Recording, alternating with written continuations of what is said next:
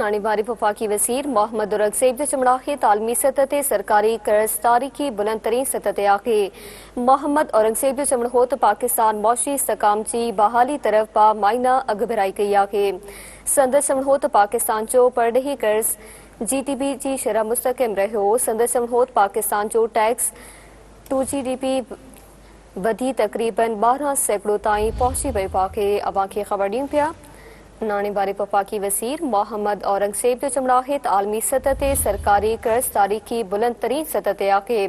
मोहम्मद औरंगजेब जो चमड़ो तो पाकिस्तान मौशी इस्तकाम जी बहाली तरफ पा मायना अगबराई कई आहे।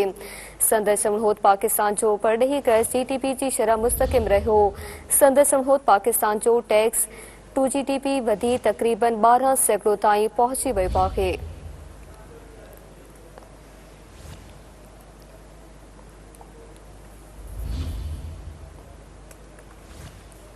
नानी बारी वफाकी वजीर मोहम्मद औरंगजेब जो चमड़ाहे तालमी सतह ते सरकारी कर्जदारी की बुलंद तरीन सतह ते आहे।